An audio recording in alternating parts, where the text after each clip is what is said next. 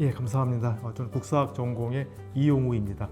소속은 국사학 전공이지만 개인적으로는 서양사를 전공하고 있고요. 그래서 서양의 역사와 역사학 일반을 주로 강의하고 있습니다. 어려운 질문 같은데요. 예, 답변을 해보자면은 한 세 가지로 얘기를 할 수가 있겠습니다. 첫 번째로는 지금 우리가 살고 있는 사회를 낯설게 바라보기.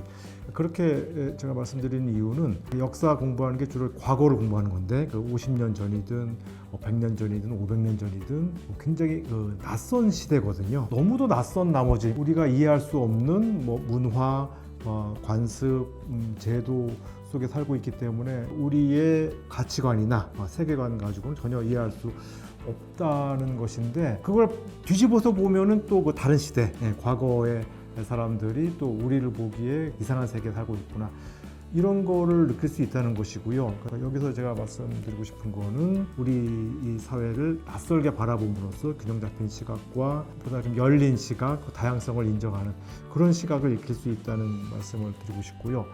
두 번째는 결국 이게 차이라는 거, 과거와 우리가 얼마나 다른가는 결국 많이 바뀌었다는 것인데, 결국 저는 역사가 변화를 추구하려는 사람들과 그걸 가로막는 사람들 사이의 싸움의 역사라고 생각을 하거든요. 그런 그 변화에 대해서 공부하는 거. 세 번째로는 인류가 과거에서 현재까지 어떻게 걸어왔는가를 이렇게 알아봄으로써 앞으로는 또 어느 쪽으로 걸어갈 것인가를 예언까지는 아니더라도 어느 정도 예측을 하고 방향 감각을 익힐 수 있는 그런 학문이라고 생각을 합니다.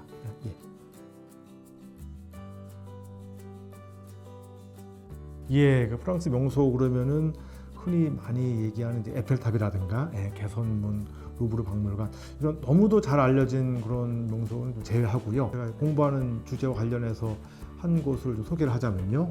위치는 에펠탑 근처에 있고요. 명칭은 벨디브 어린이 기념 정원이라고 하는 곳입니다. 명칭만 보면은 굉장히 아기자기하고 좀 재미있는 곳이 아닐까, 그렇게 생각하기 쉬운데, 프랑스 역사의 비극인 역사를 이렇게 환기시키는 그런 장소이고요.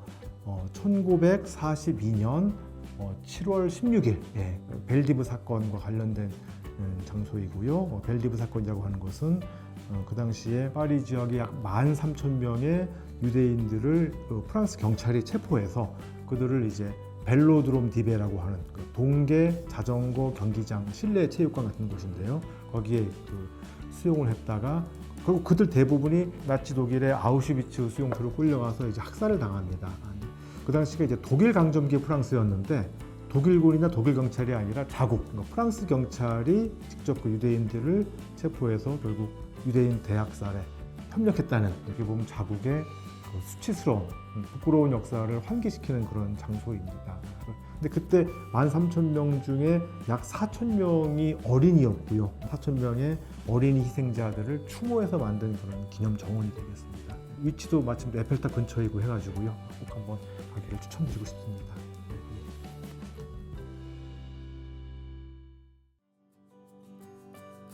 예, 굉장히 흥미로운 질문인데요.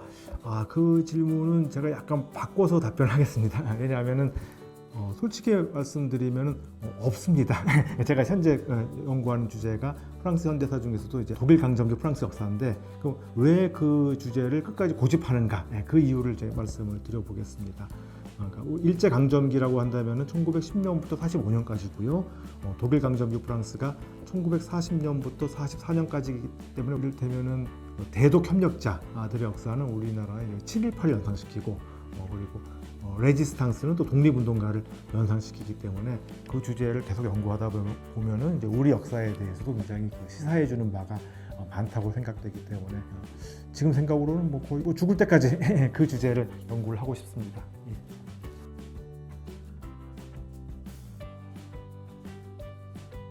불행하게도 아직 한 명도 찾아오지 않았습니다. 그 글을 올리기 전에는 찾아온 적이 있었는데, 오히려 그 이후에는 찾아온 학생이 아무도 없어서 좀 아쉽고요. 그래도 제가 이제 말씀드리고 싶은 거는, 최근에 그 캡슐 커피 머신도 구비했는데, 학생들 찾아오면 커피도 제가 타드릴 용의가 있고요. 그러니까 겁내지 말고, 용기까지 필요 없는데 아무튼 인문관 8층에 언제든 놀러 오면은 언제든 여러분에게 연구실 문이 열려 있기 때문에 언제든 환영을 하겠습니다. 개의치 말고 찾아와 주시길 바랍니다. 예. 보면 인생에서 대학 시절이 굉장히 특별한 시기라고 생각이 됩니다. 그 전에 중고등학교 때는 입시에 찌든 삶, 어떤 대학 입학이라고 하는 한 가지 목표를 향해서 달려왔던 굉장히 힘들었던 시대고요. 또 대학을 졸업한 뒤에는 취직 준비를 하느라, 그리고 또 직장을 얻은 다음에는 또 직장을 유지하느라 굉장히 그 일상에 치이는 삶이라면은 지금 이 대학 4년 혹은 뭐 5년 그 기간이 이제 전무후무하게 여러분에게 주어진 거의 황금 같은 기회라고 생각을 합니다. 일단 제가 가장 권고드리고 싶은 거는 스스로 깊게 사고하는 습관을 가지자. 생각하는 대로 살지 않으면은 사는 대로 생각하게 된다. 그런 말도 있듯이 끊임없이 스스로 깊게 생각하는, 아무래도 스마트폰을 좀 멀리하고 책들을, 그것도 좋은 책들을 많이 읽기를 권하고 싶고요. 또 우리 학교가 지금 서울에 있잖아요.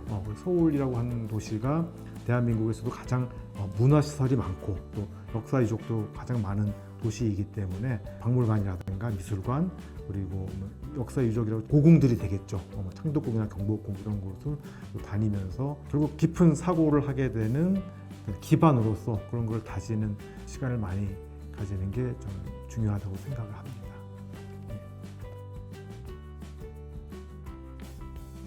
역시 흥미로운 질문인데요. 그 질문도 단답형으로 답변하면 없습니다. 그러니까 오히려 없는 이유에 대해서 제가 말씀을 드리고 싶은데, 저 시대는 재미있을 것 같다, 저 시대는 뭐 모험을 할 수 있을 것 같다, 그렇게 생각할 수 있겠지만 저는 일단 좀 무섭고요. 그리고 이제 아무래도 과학과 의술과 그런 것이 덜 발달했기 때문에 불편하고 위험하고 또 살기가 더 무서운 시대라고 생각이 됩니다. 그래서 과거의 시대로 어느 시대든 어느 나라든 별로 가고 싶지 않습니다.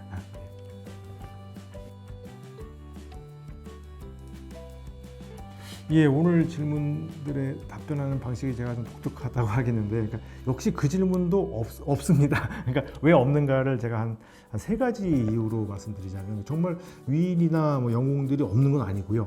그러니까 저 역사관에 대한 신념이기도 한데, 역사를 만들어 온 사람들은 극소수의 위인들이 아니라는 거, 일반 민중 혹은 보통 사람들이 역사를 만들었지 그 사람들이 아니기 때문이라는 게 첫 번째 이유고요. 두 번째 이유는 아무리 위인이나 영웅이라 하더라도 어떤 그 빛과 그림자가 있지 않을까, 어떤 그 뒷모습, 그런 것을 알게 되면 굉장히 그 실망을 하게 되지 않을까. 세 번째로는 방금 말씀드린 거하고 약간 앞뒤가 안 맞을 수도 있겠는데, 정말 그 위인이고 영웅 같은 분들을 보면은 저 자신과 너무 이렇게 현격하게 차이가 느껴져가지고 오히려 접근하기 힘들고, 그래서 사랑이나 존경을 하기에는 좀 어렵다는 생각을 하고 있습니다.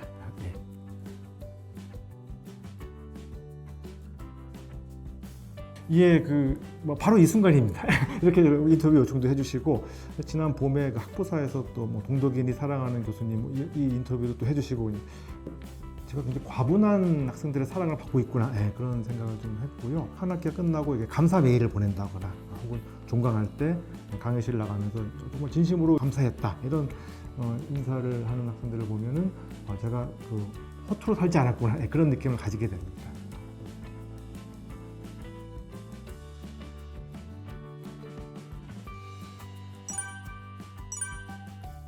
후자를 선택하겠습니다. 일주일에 2번씩 과제물을 내신다면은 저의 그 습관상 다 하려고는 할 것 같아요. 그러면 결국 한 학기 내내 지옥이지 않을까, 그런 생각이 듭니다. 하루 종일 그 자신과 가치관이 반대인 분하고 제가 그분을 설득하기도 굉장히 어렵고, 토론하면서 오히려 즐거움을 느끼기보다는 굉장히 지옥 같은 경험이라고 생각이 되고요. 백지장 같은 분에게 그 설득을 하고 이야기가 알기 쉽게 풀어서 역사 얘기를 하는 건 저 자신도 보람을 느낄 것 같고요. 그래서 전자를 택하겠습니다. 그 경우는 후자를 택하겠습니다. 왜냐하면 역사가 의외로 굉장히 현실적인 학문이거든요. 그러니까 되게 가상현실, 가정을 별로 좋아하지 않습니다. 그러니까 이미 벌어진 일에 대해서 분석하고 이렇게 연구하는 것이기 때문에 과거 일을 이미 벌어진 걸 바꿀 수는 없잖아요. 그런데 미래 일이라면은 제가 일단 냉동인간이 돼서 50년 뒤, 100년 뒤에 깨어나서 알아볼 수도 있기 때문에 전자보다는 후자가 좀 더 현실적이지 않을까. 제가 사실 출근을 되게 자주 하는 편입니다. 뭐 여름방학, 겨울방학 때도 집에 있기보다는 이제 학교에 많이 나가는데요. 그래도 365일 나가야 된다 그러면은 또 싫을 것 같아요. 의무적으로 매일 아침 일찍 깨야 되고, 그래서 가만히 있는 것도 굉장히 지루하긴 하지만 역시 아무것도 안 하기 딱 하겠습니다. 예, 저도 항상 과제 마감 기한을 철저하게 지키라고 얘기하는 편이고요. 지각 제출하면 감점을 하긴 하는데, 그래도 늦게 냈지만 완벽하게 쓴 학생은 이렇게 잘 쓰느라고 늦게 냈구나 라는 게 감안이 되기 때문에 후자를 택하겠습니다. 얘가 지금까지 들은 게임 중에 가장 어려운 게임 같은데요.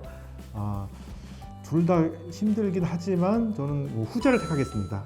저는 1교시를 한 적이 아마 거의 없는 것 같아요. 그러니까 그만큼 아침에 일찍 일어날 수는 있겠는데 9시까지 학교에 매일 오라는 건 너무 싫습니다. 그렇기 때문에 하루 좀 힘들더라도 5연강을 하겠습니다.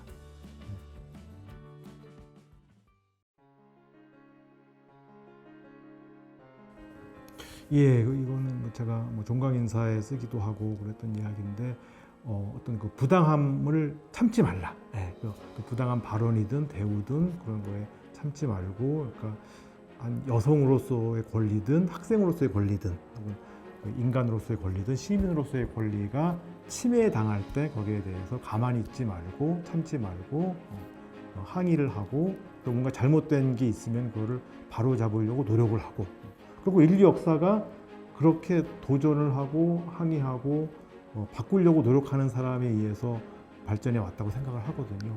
어려운 당부이긴 하지만 꼭 지켜줬으면 하는 바람입니다.